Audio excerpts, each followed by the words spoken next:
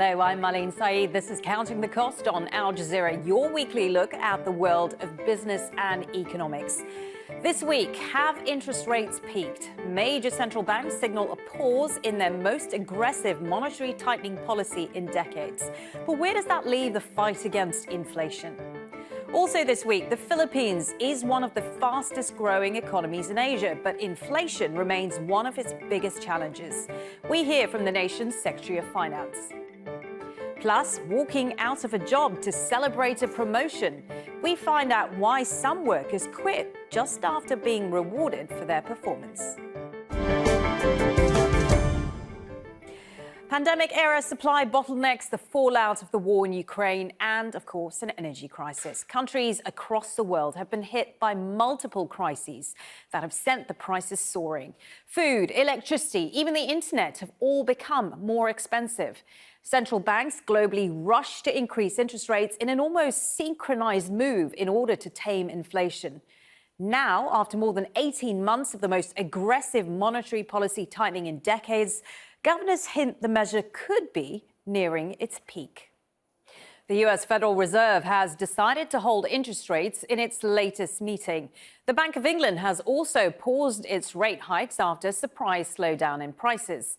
The European Central Bank has also signaled a halt to monetary tightening after hiking rates to a record high of 4%. 9 major central banks have raised rates by a combined 3,915 basis points in this cycle alone. Japan is an outlier of the global measure. So how do interest rates work and how do they affect people? Hiking rates makes it more expensive to borrow money. It discourages people from taking out loans. Consumers then have less money to spend, which reduces demand and lowers prices. Interest rates affect everything from car loans to housing debt. First-time home buyers with a mortgage, for example, could see their monthly payments increase if they rise.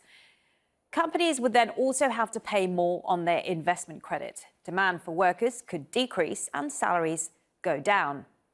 Almost all economic sectors are affected by any slowdown in consumer spending. It hurts economic growth and could tip nations into a recession. Central banks often aim to raise rates to tame inflation, but without hurting their economies. To discuss all this, I'm joined now from London by Freya Beamish. Freya is the Chief Economist at Global Data Lombard. Thank you so much for your time, Freya. I want to start with the US, where in its latest policy move, the Fed decided to hold rates steady. What are the signals specifically that the Fed is looking for? At what point will they know they've got inflation under control?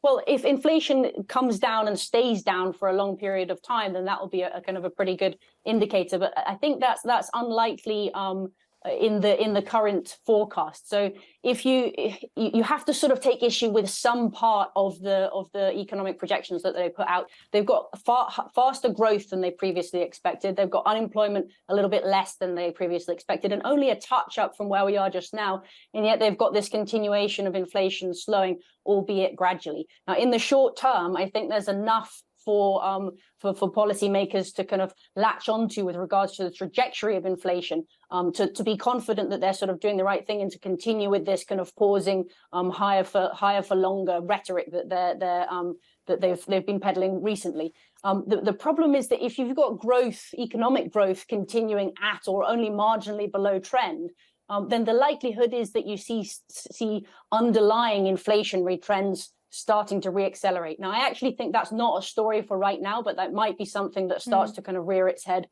towards further into next year. But for now, I think they're kind of reasonably comfortable. Okay, and let's turn now to Europe. The ECB has also signaled a pause in raising interest rates. It's a different story, isn't it, between the US and Europe? Can you expand on that? Yeah, it's very different. So while the US is still living with that legacy of kind of excessive stimulus in hindsight with the kind of the wealth that created. The wealth in the European case, especially if you take into account the kind of erosionary effect of inflation, is gone. So there's no longer any cushion either in the euro area or in the UK. And that means that the policy effects are going to feed through a lot more rapidly. Particularly in the case of the UK, where the structure of the mortgage market is kind of conducive to the interest rate rises feeding through quite rapidly to the mortgage market.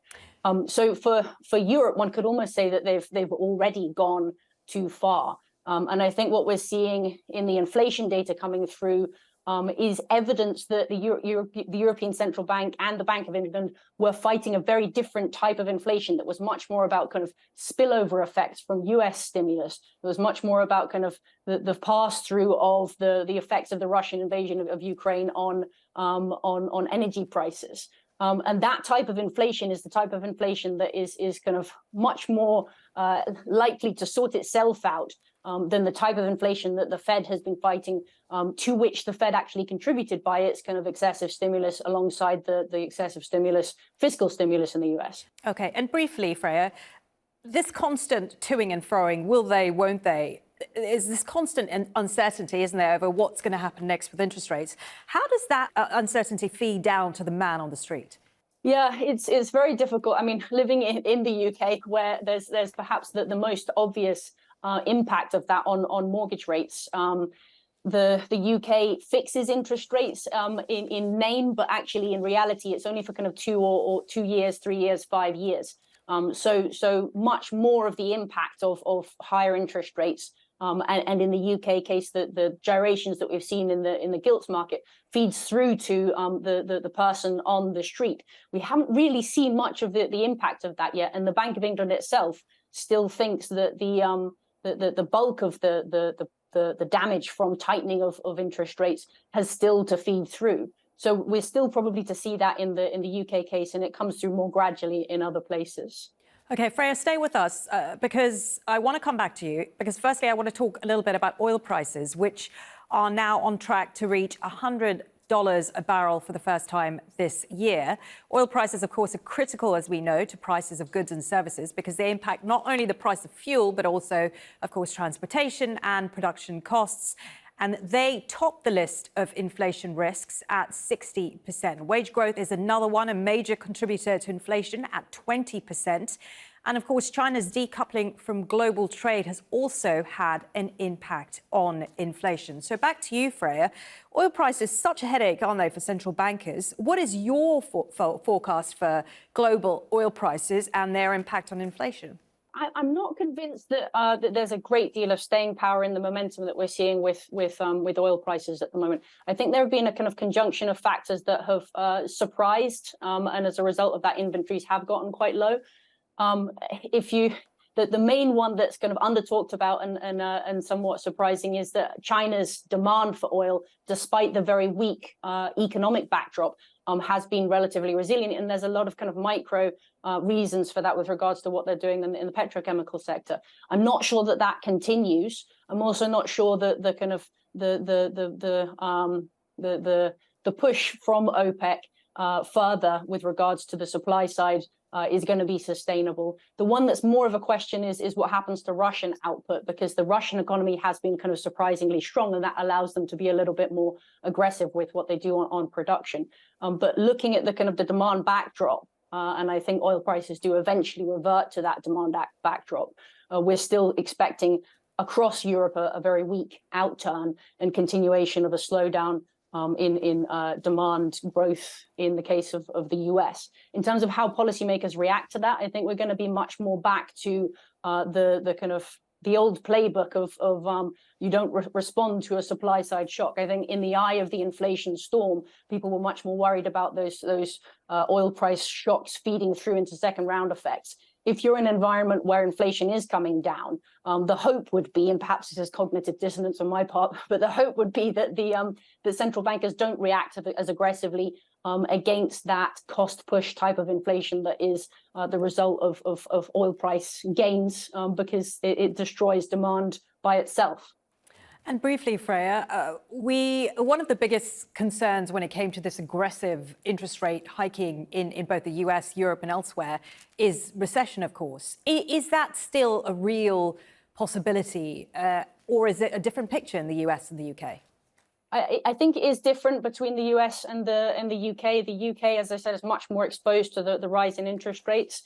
In the UK position, the debt servicing cost as a result of the rise in interest rates is much, much worse than elsewhere, about 2.5% of GDP. In the US, it's much lower because of how long the fix is on mortgage rates. We do start to see credit card delinquencies moving up a little bit, even in the US case, and that could be a little bit a leading indicator for kind of more stress to come. And we should know also that the credit impulse, so the change in credit, which is correlated with GDP growth, is actually coincidentally correlated with GDP growth and has turned negative recently as a result of the slowdown in credit growth as the hikes from interest rates feed through, and the kind of the second round effects of the banking mini banking crisis that we saw earlier in the year. So kind of theoretically, we should have continued slowdown in the US, but we are in an unprecedented times with regards to that kind of stock of wealth being so far above trend and desensitizing the economy to the effects of monetary policy growth. Right, so very much wait and see. Really good to talk to you, Freya Beamish, Chief Economist of Global Data at TS Lombard. Thank you for your time. Thank you. In 2022, the Philippines recorded its strongest economic growth in more than 40 years. But rising food and rice prices are a big challenge for the president. High inflation has dented Ferdinand Marcos Jr.'s approval ratings in April, but he remains popular and marked his first year in office with improving business sentiment. Al Jazeera's Osama bin Javed spoke to the Secretary of Finance, Benjamin Diocno. He began by asking what is driving the nation's growth. This is a result of our investment in the previous administration. Well, we were interrupted by the COVID crisis. So, but right now we have fully recovered, and we are on a high growth trajectory again. Before the COVID crisis, we were growing. The Philippines was growing at around 6% on average. Okay, but we did not spend so much on infrastructure. So that became the focus of the previous administration, which we are continuing this time with a twist. We are involving more private sector participation in our desire to keep up with our high-flying ASEAN neighbors. So you talk about growth, and obviously your growth is still very high. But looking at the last quarter, if you look at quarter-on-quarter growth, it has shrunk for the first time since 2011, I believe. You're still at 4.3% growth. So are you still confident that those big targets like 8% and more than 7.5% are achievable by the end of the year? And how are investors going to see this? This year, our target is 6 to 7%. So we'll still meet the lower end of the target, 6%. All we have to do is grow by 6.6% in the second half of the year. But we are, on your question, why are we still optimistic that we can grow around 6.5 to 8% for the next 5 years? It's because there are new growth areas. Mining was closed in the previous administration. Mining, and as you know, mining now is a fast-growing sector. So we opened mining. I think tourism will be back after the pandemic, and so that's another sector. And of course, the Philippines is not affected too much by the global headwinds because our growth is basically domestic driven. We have a population of 115 million, mostly young. Median age is 25, and they consume a lot.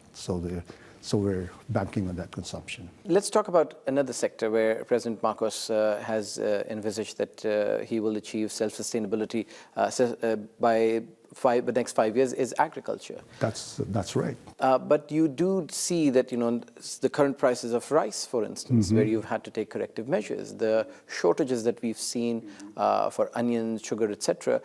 Where is this heading towards, and what steps do you think in the next 5 years you're going to be taking to make sure that this doesn't happen? That's a good point. Also, agriculture in the previous administration was practically not factor in growth. It was in and out of recession, zero growth. And so the focus on agriculture is very timely.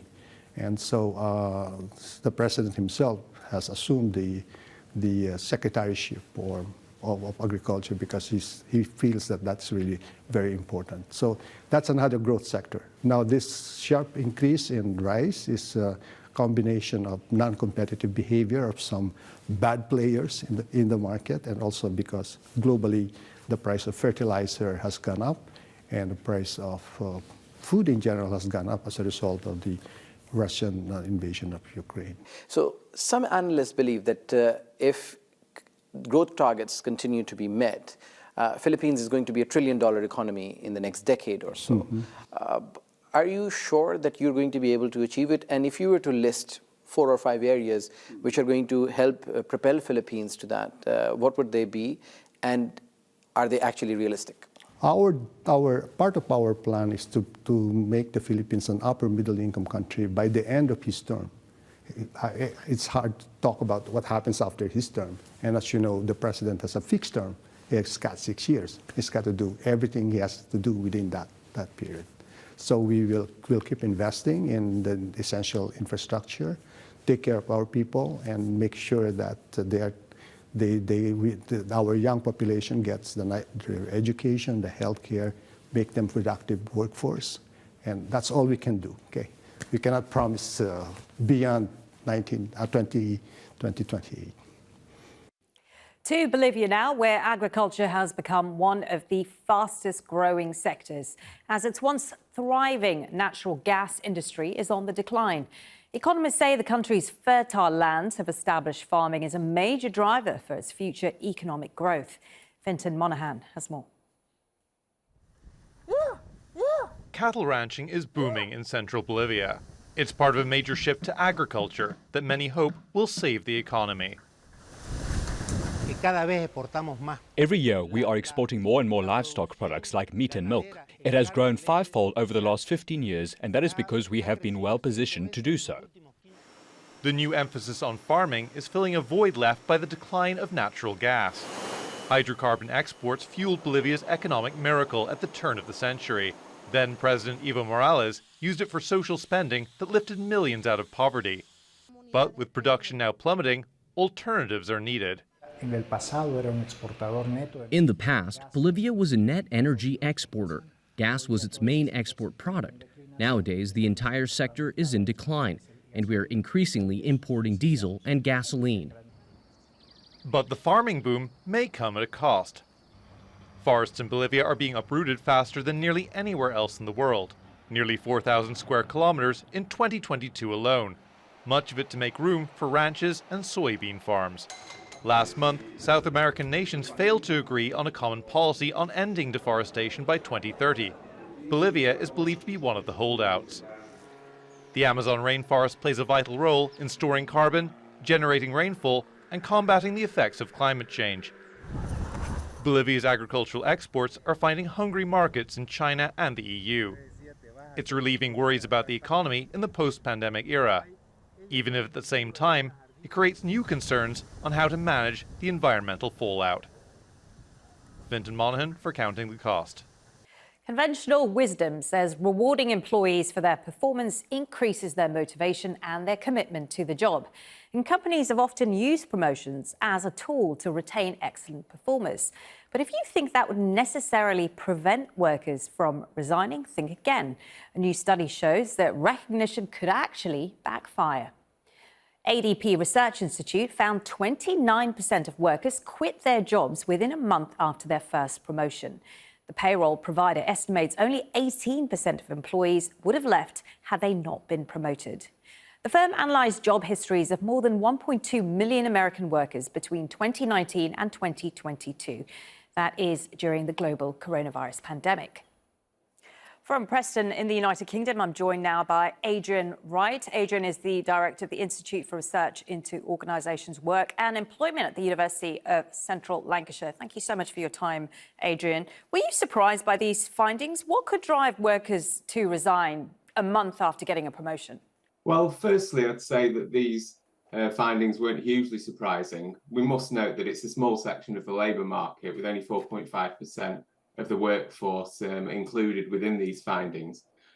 But in terms of what's driving workers to leave after promotion is many different factors. First of all, it may simply be a case of promotion coming just that little bit too late, where people have thought about their options and decided to leave, alongside things like LinkedIn and social media, where job options and job opportunities are coming up all the time. If people are engaging in those platforms, it really does open opportunities for them to leave. But more importantly, and perhaps more importantly for organisations to reflect on, it's how different firms are supporting individuals as they approach promotion and get promotion. So, for example, is there adequate training? Is there adequate pay? Are workers feeling supported? And these sorts of things may prompt people to leave if the answers aren't particularly positive for them and their personal circumstances. And do you think this also applies to just a certain type of worker, a certain level of hierarchy they may be within the organisation as well? Or is this across the board? Well, I think there's two ways in answering that question. I think, firstly, the information from organisations like McKinsey is saying that people are more keen to look for different types of work. And I think around 40% in developed nations, 40% of the workforce are looking at their options and are prepared to move if necessary. But also, you're right, looking at the organisations and the nature of the industries and sectors does matter. So the report findings found that low-paid workforces or low-paid industries are more prominent in terms of people moving on than those that are such high skills, such as information technology and those sorts of things. So I think the organisation does matter. But again, it's returning to how are organisations supporting people with promotions? Do they provide adequate skills and training? Do they provide adequate pay? And it's hardly surprising that certain low-paid organisations perhaps aren't getting that quite right. Right, so promotion on its own is just not good enough. Absolutely, yeah. I think we have to look at the total reward system that organisations have in place. So, for example, what are the other benefits that organisations put in place alongside promotions?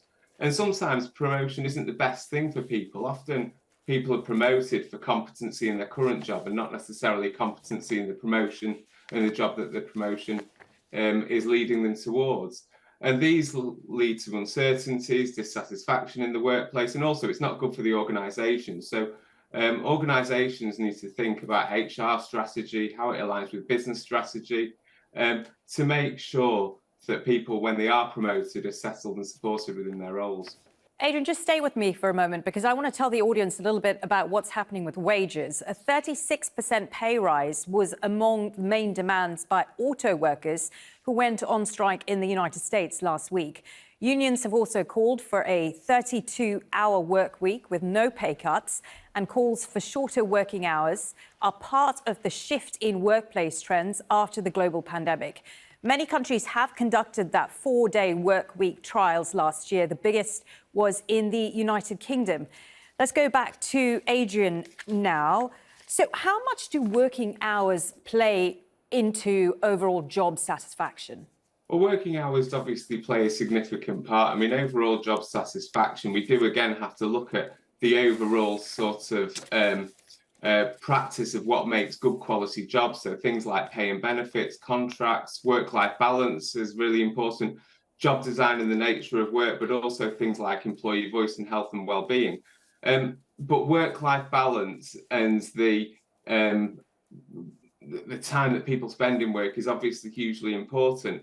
And what we've seen here with the introduction of different technologies and those sorts of things is a call really for people to think carefully about how much they work, to try and get that better work-life balance and a better deal for employees, which it's worth noting with things like the 4-day week can be a win-win for both organisations and employees. We saw, of course, with the pandemic, the power returned to the worker. Is that still the case now, a couple of years down the line?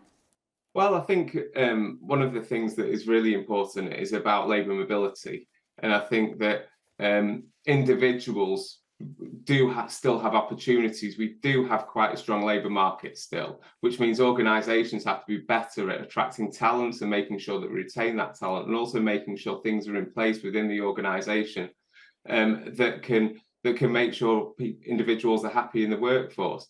In terms of taking the power back, I think that there's always this this situation between whether organisations have more power over the worker or whether the worker has more power. But I think the pandemic, we did see a shift, and that shift is continuing, particularly when it comes to strong labour markets and people having more choice and opportunity. Adrian Wright, Director of the Institute for Research into Organisations, also from the University of Central Lancashire. Thank you. Thank you. And that is our show for this week. Get in touch with us on X, formerly known as Twitter, at Marlene Saeed. Do use the hashtag AJCTC when you do. Of course, you can drop us an email. countingthecost@aljazeera.net is our address. And there's more for you online at aljazeera.com/CTC. That will take you straight to our page, which has individual reports, links, entire episodes for you to catch up on. That is it for this edition of Counting the Cost. I'm Marlene Saeed from the whole team. Thanks for joining us. The news on Al Jazeera coming up next.